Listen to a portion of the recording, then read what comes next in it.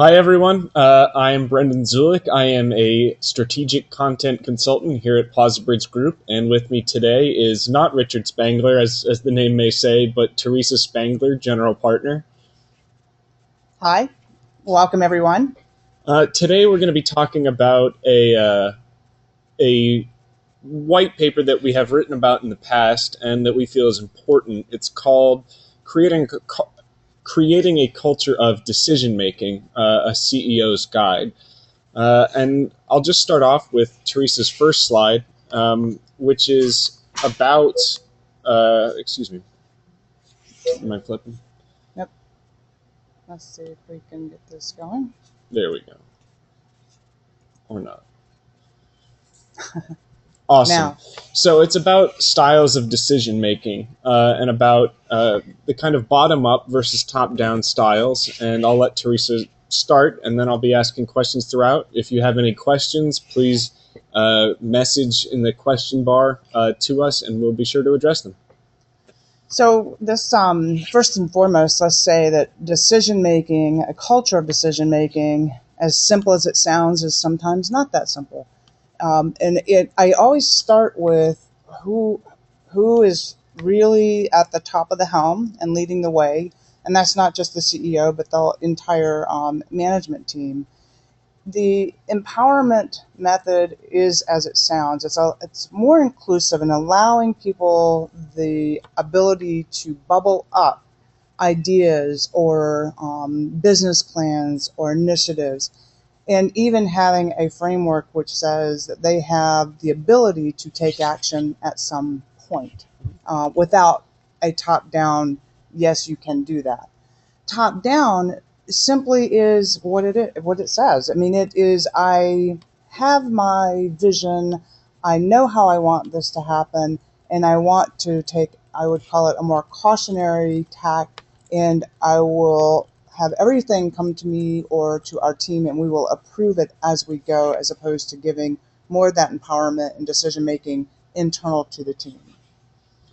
So I guess one question that I would have for you is that we spend a lot of time often criticizing the top-down method and arguing in favor of the bottom-up method.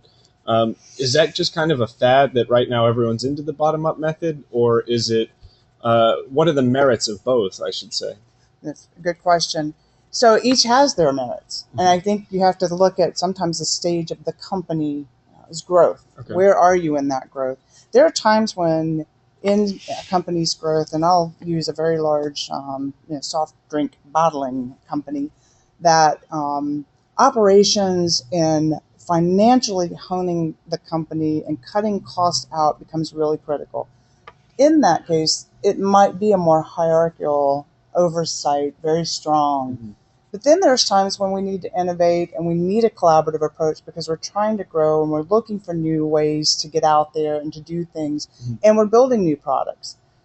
It's the challenge comes when you need to make a shift. Mm-hmm. And the large bottling company, they needed to make a shift because Six Sigma and that operationally lean company was no longer innovating new product. Mm-hmm. So infusing the open, collaborative, empowering, more, I won't call it loose, but more free-flowing for ideas and taking risks, mm-hmm. that culture takes time. Yes. So when you are building a culture is one thing, but when you're shifting cultures because you know the direction you need to go needs a different culture, that's another thing.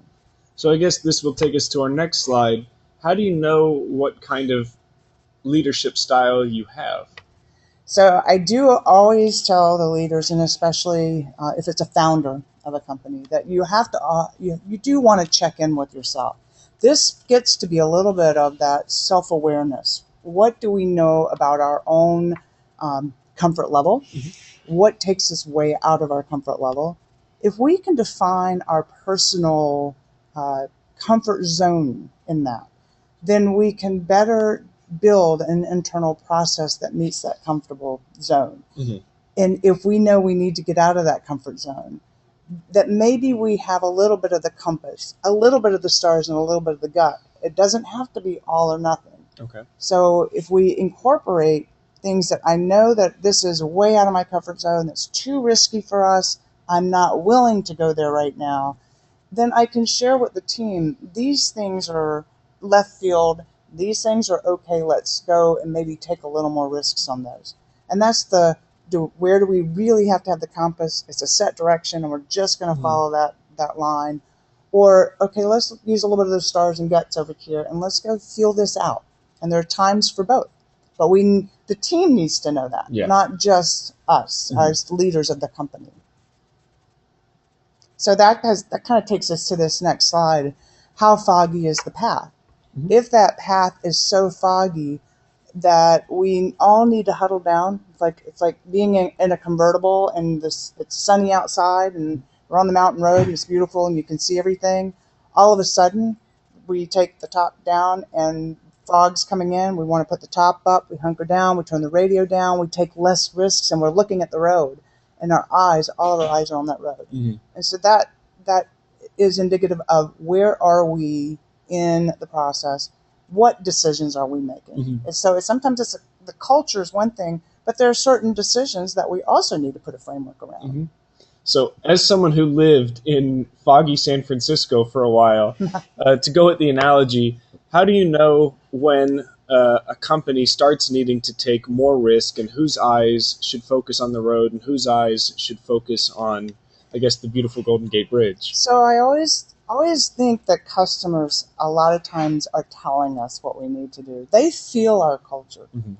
If customers are starting to look at other solutions or they're not opening up to you, if they're not opening up to you, it might indicate that your culture is not an open culture. So we want to really take a deep look at how our customers are interacting with us and how our team is seeking feedback from our customers, because that would help us understand our internal culture and our internal processes by understanding what the external environment is like. It also is a good thing to say, what do we desire the culture to be for everyone? So as a leader of a company, we might have our comfort zone, but maybe we know to foster real growth, we need to come outside of our comfort zone and decide what culture do we need. And if I can define that, then it becomes known. If we have that known, defined culture that we've all set, then we are all moving in the same direction. It won't be so out of our comfort zone. Does that make sense? Yes, absolutely. So how do you create that kind of roadmap that we're discussing? So, I mean, the first thing is to really sit down and define those things that the entire team.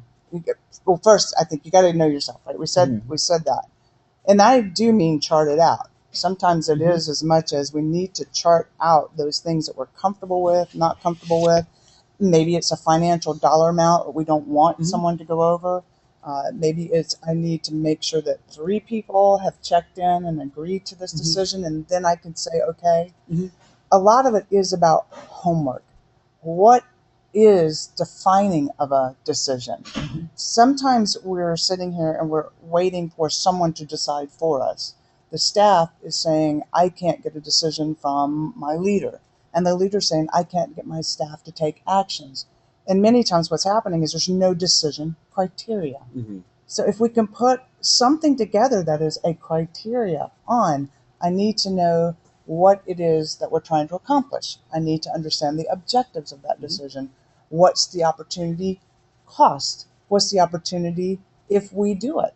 So if we have that as our guiding post, this is when we're climbing Mount Everest, we can't go to Mount Everest and not expect that a snowstorm might hit at the most critical point and we have loss of life if we're not careful. Right. Everyone's on that chain. So we also have to consider every person in the company and how does it affect other constituents that might be involved in my decision.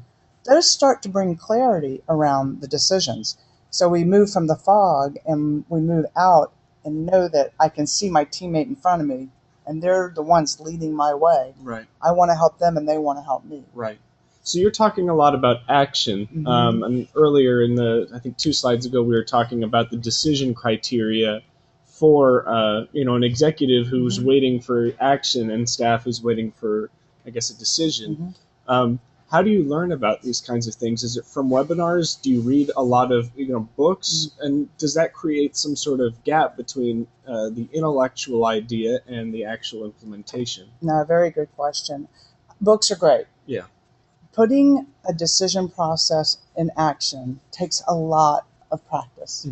And it takes a lot of work. So I think the books are guiding. I always look at that. It's like going to get your MBA or anything. It gives you a grounding of who's doing what and case studies. So you have examples to draw on. But when it comes to putting it into practice, everyone needs the same sheet of paper to run from, or the same strategy, or the same decision process guide. Even if it's a one-page laminated sheet, this is our decision guide. And then it takes time, because putting that into practice means that we have to look at what kinds of meetings are we having around our decision processes. Who all are the influencers in our decision process, and how do we engage them? And it takes experience, it takes time, it takes work, and it takes patience from everyone, from the leaders, and it takes patience from the staff, because as much as we all want to share and communicate, we get busy in our day-to-day. So I do like this image, because as the leaders of the organization, to paint the same sandbox and to separate out different kinds of decisions, how big might a sandbox be for a new product strategy or new product decision, or going to China and selling products, versus that we want to create new packaging, not just new product. That's a different decision than maybe having a different kind of packaging on a product. So separate those into risk categories. High risk might not have a big giant sandbox. Lower risk might have a giant sandbox, and let's go be creative in that. Did I answer your question? You absolutely did. Yeah, you always do. So now we're on the decision checkup slide. And so I'll let you talk before I ask my question. Okay, sure. Well, first of all, everyone always talks about milestones and how are we doing. So the first question when we're making decisions or putting something into play is that the executive team wants to know how it's doing. So I'd say, if in the planning process and in the decision culture, if we build in what metrics we're measured by, so if we all understand what the priorities are for the year, what we're trying to accomplish, and we can tie those metrics to those goals, it helps everyone. And that might be done yearly, it might be done quarterly. So one of the things to recognize here is that a decision process might be a framework which has ability to shift or be agile. However, the deadlines and the milestones might be very agile, and that's just dependent on, again, on the goals that we have for the company this year. So I would also say, how are you checking in with how your supporters feel? Are your smiley faces bigger than your frowny faces? So are we getting buy-in? Are the constituents that are involved feeling that they're not being tasked with something they didn't expect? A lot of this is about expectations. Absolutely is. If we properly set the expectations of the teams and those that are involved with us on the go-to-action plan, then we're more successful in getting everyone's buy-in. If everyone's buying in, then the leadership team is going to naturally buy in, because it looks like the right thing to do. And then, we do want to evaluate what's working and what's not working. Very, very important. Again, none of this is new or aha. It's in context of a big framework, again, that we've got a baseline to work from. So if we look at what's working and what's not working, and we talk about that, then we can come back and reset those milestones or the deadlines. If we don't know why it's not working, then something really is wrong. So we need to have those check-ins.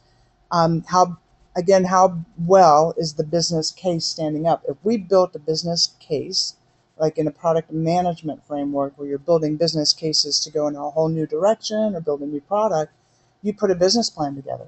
How well is that standing up as we start to roll out? Very important to check in frequently in the early days. So, and again, we already talked about the milestones. In some instances, creating a scorecard of such where we can kind of grade how we're doing. That might be a more formal way. More informal might be just sitting down at a quarterly meeting or a monthly meeting and checking in on how things are going. Right. So that's what I was going to ask, actually. I was going to say, how do you actually go about finding all of this information from your employees? Because, I'm someone specifically who needs a lot of direction in what they do. You know that. You see you smiling. So as an executive who might be like me, do you sit down and have a one-on-one and you just ask them and take notes, or is it actually giving out physical surveys to your employees? So, excellent question. Each of these staff are going to be at different levels. Mm-hmm. The leadership teams and their staff need very much to know that they have a mentoring environment to draw out this information.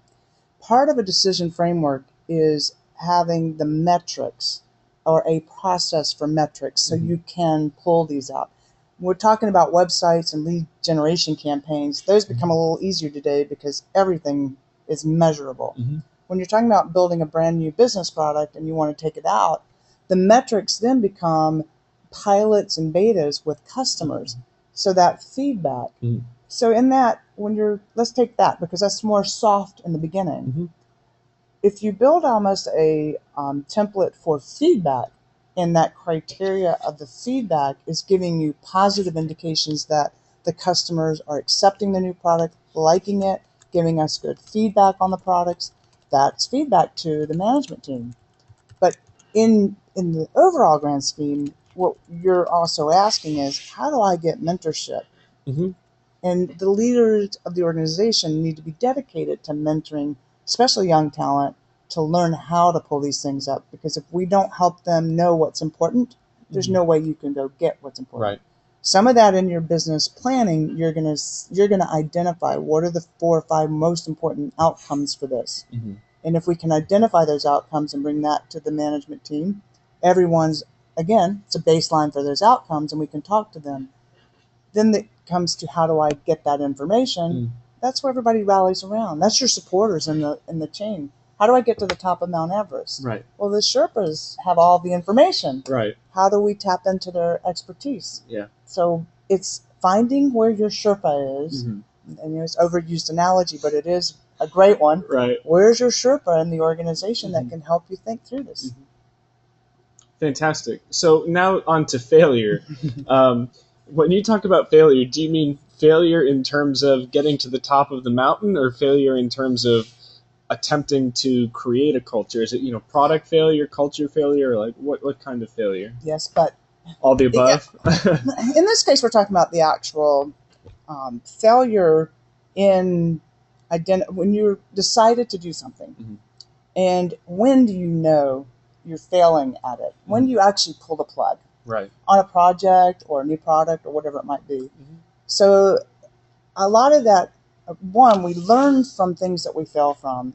Quote after quote, even in businesses, when businesses fail, we learn as entrepreneurs to come back and we hope that we don't do those mistakes again. If we don't evaluate those mistakes, then we come back potentially and we do them over and over again. Mm-hmm. In a business plan, it's not that much different. If we're launching a new product, how do we know when the right point is to say this isn't working? Mm-hmm. Another example would be, how did the soft drink companies come to decide to do the little refrigerator cans for college dorms, mm-hmm. the little mini cans, right. which was a manufacturing and operational nightmare, and no one wanted to do it. Eventually, it became a success, but the first iterations of those were failures. Mm-hmm. So what kept them from pulling the plug? Right. That's got to be an internal, appetite mm-hmm. for failure. If it's really critical that we enter a market, so in their case, it could have been that they said the college market, the young professionals, were losing them, or the young students mm-hmm. were getting older and people are not going to be drinking soft drinks. Mm-hmm. How do we get the young people into it? So it could have been that was one of their criteria. If that's one of the criteria, I'm going to keep trying and trying mm-hmm. to get a diet drink in a refrigerator for right. a college dorm, right? So that appetite was rather large, but so was the budget. Yeah. So that is criteria. So do you start by potentially setting a budget, or do you give yourself, I'm going to take 6 months and do this if we don't have it by 6 months? So there's 2 ways to do that. And an example of one of our clients, they needed, the CEO needed to know what an appropriate budget would be to make it successful. Because we can set budgets so tight that you can't get out there and can't do it. If I don't have a good understanding as a decision maker or the team that has to evaluate the decision, what the team that's putting the ideas together, if they haven't really analyzed what amount of money do we think that startup capital is to get this idea off the ground, then we could potentially fail. Like we could undercapitalize it, we could overcapitalize it. But it is good to set an initial budget, and that shouldn't be the budget for the next 10 years. It's a budget for the quarter launch, or it's a budget to get me to my milestone. When investors come in and invest in a startup business, they look at those milestones and a lot of times put the money if you got the milestone. And this really isn't that different sometimes. So I think, again, it goes back to what's my culture inside, what do we have an appetite for, what's that baseline, and as you start to go along that path, to be agile enough to be able to adjust up or down into a comfort zone that everyone can get routine with. That routine will help. And then once you get into a routine, you're going to find at some point you need to change the routine. Right. But that the market and your success and where you are in your growth is going to tell you when that timing is coming. Right. If you have this criteria built and you've got the platform, these are your stepping stones. You know, part is, where did the mistakes happen? Where did we fail? So we know when we're successful. And when we know when we're successful and we know why we failed, then we have a better shot at the next success. Well, here's a quick, I guess, personal anecdote that'll lead to a question. Way back in college, this must have been 7 years ago, and it still haunts me. I was failing my econ class. I mean, actually failing, below 65. And from that failure, I learned not to keep taking econ classes. But I guess the question then is, how do you know that you take the right lesson from a failure? Could the lesson have been for me, like, maybe I should have studied more? Probably, but how do you know? Well, the more experience you have, the more the lessons begin to unfold more. And I agree. The younger the team is, the more that, and sometimes it's not a failure, it's just a simple mistake. But they don't know how to dive into it. That's where mentorship, where you can really dive and unfold it. And I call it I have an anticipation map. When we're making big decisions, I like to have an anticipation map. Yeah. If you don't have experience in breadth of experience, it's hard to build an anticipation map. So my anticipation map is full of all the things I've done wrong in my past, but it helps, right? Because I can see a little bit forward. We, as, again, leaders, have to help build these gaps and make the gaps seamless, more seamless, from young talent to middle level talent to the more experienced talent. And we've not been developing talent over all these years as much as we used to. So it's a commitment that we need to make to our team members. In your college days, probably studying more, because I know you're very talented, and there's no reason that you could not have accomplished more. And I think that faith in our team is a big part of it, that I trust that you know how to do it. I trust that you can do it. So are we giving you the right tools to do it? Are you giving yourself the right tools to do it? Those are all the right environment. Those are all critical to a decision culture. Well, I can tell you, in terms of my econ career, my anticipation map would be pretty long because I made a lot of mistakes. Well, good. Then you could take those to business as well. Well, I don't think any business would want all those mistakes, but well, they want to know that you've had them, and a lot of investors will invest in the seventh time an entrepreneur comes to the table. Absolutely, yeah. And a lot of business hires get made because they can articulate the mistakes that they made well. And okay, not always, but I would say a pretty good percentage of the time, those mistakes are what makes us stronger and more guided in our future approaches. So look, I mean, we learn from disasters, as sad as it is. We learn from things that really happen that are not so good. And if we don't, shame on us. Right.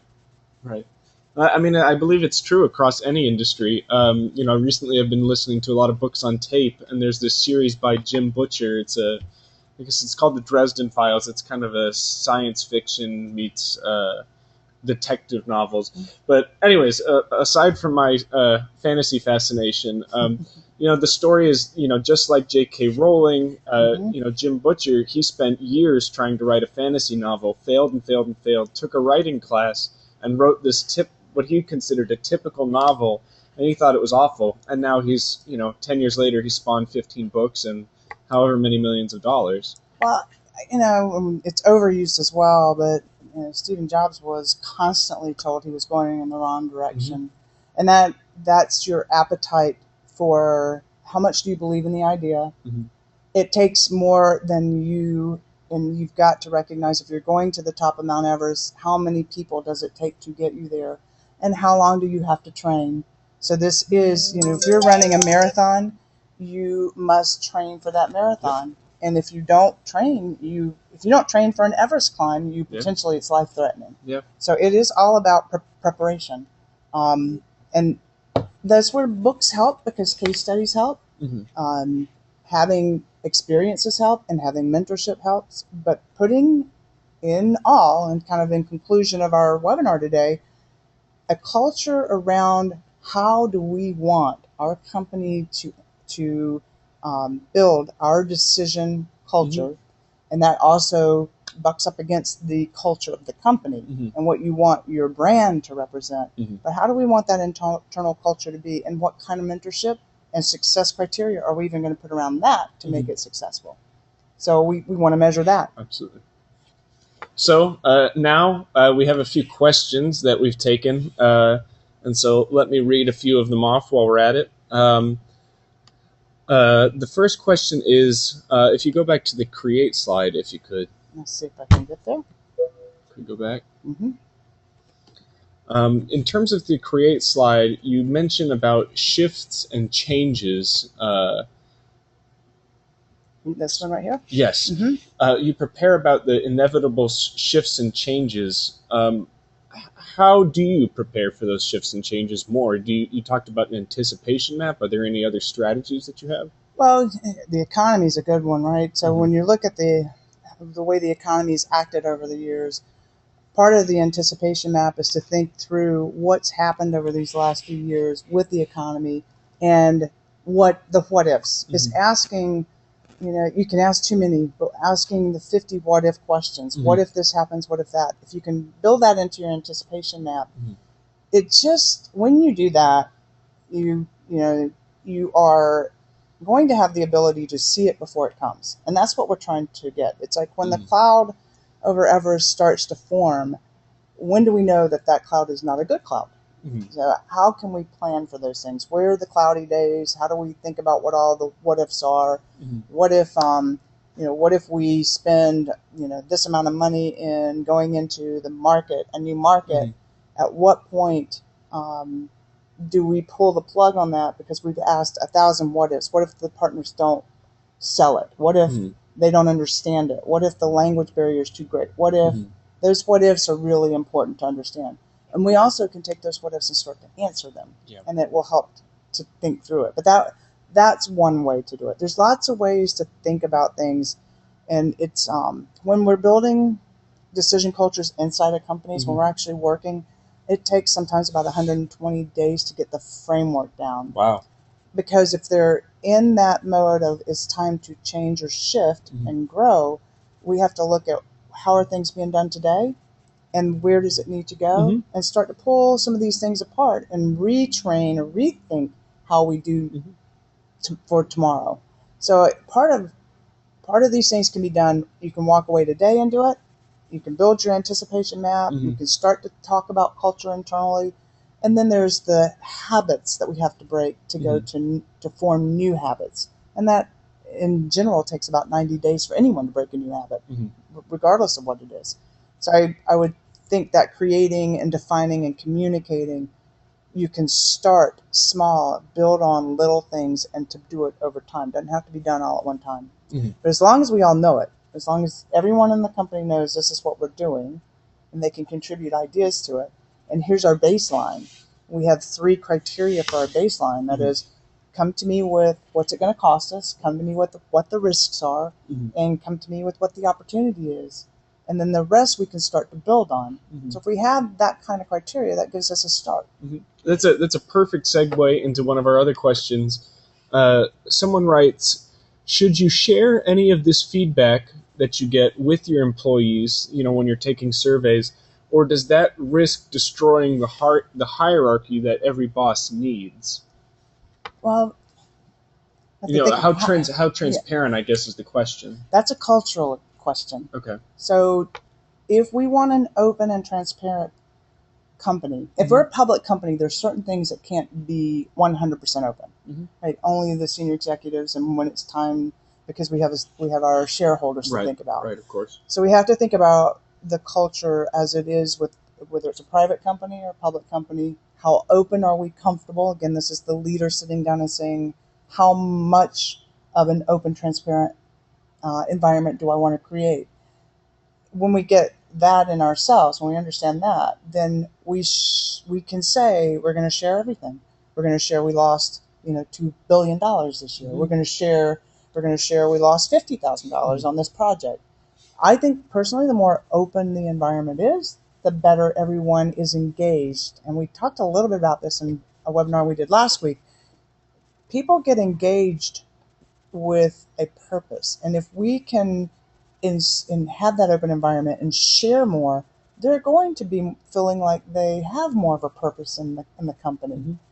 If we keep things closed off, what we don't know is we tend, as people, our human nature goes negative. So if I don't hear anything, I think it was negative, even if it was positive. Yes. So those are the things that I think about when we want to take that open and more transparent route. Someone wrote while you were explaining that, they asked, how does one actually implement this feedback that they get once they get it? So I think there you need your chiefdoms, if you will. You need the front line that is willing and able to march and communicate well to the team, because it is about engaging them and almost enrolling them in a vision of this is what we want to do. And that interaction needs to be very open from that very point. But having sessions like I'll call meetings and open forums for the whole company to come together on. Even some of the largest clients that are multi-billion dollars will do a broadcast to their entire organization of how are we doing? What do we need to work on? And they take that feedback and they absolutely bring feedback into these meetings because they gather it beforehand. Right. So those are great lessons to learn, and it can be done. You can be very open in a very large company. Right. If you're small, you have all the opportunity to sit down and have formal and informal meetings to be having these conversations and talk about all the things that we're talking about here. Okay. Awesome. It looks like our last question is, oh boy, if we go back to the create slide again, we're already on it. You have in the orange text, how does your decision impact others? Does it really matter how your decision affects others as long as it gets the job done? It does matter, and it matters. There was a brilliant article written about a avalanche in Mount Hood. I don't know if you remember that, but just last year. And it talks about what happened in crowd thinking. Even though the most experts knew that it was too risky to go, they allowed everyone to say, well, let's just go do it. We know what we're doing.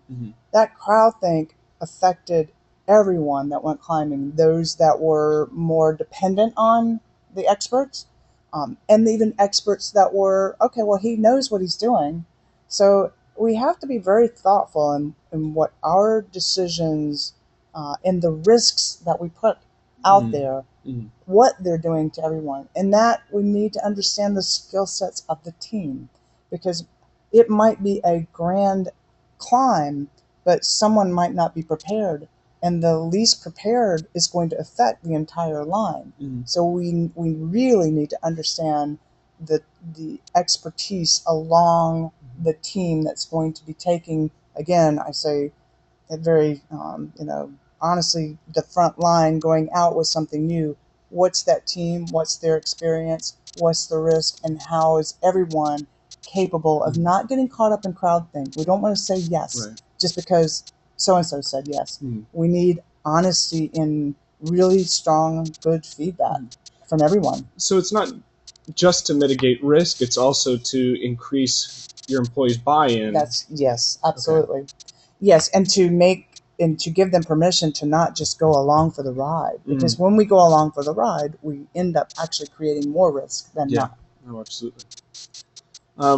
So it looks like we're all out of questions, and we filled up a lot of good time. Hopefully you have some more minutes to finish your lunches. But as I said, I'm Brendan Zulik, and this is Teresa Spangler. Next week on Friday the 23rd at noon, we'll be hosting a webinar with Richard Spangler on the Internet of Everything and I guess the connectedness of products in the modern age, how that will evolve, and the way smart products are also going to grow. We will be sending out that announcement soon, probably Monday, and we look forward to seeing you there. Thank you. Thank you, Brendan. Thanks, everyone, for joining us.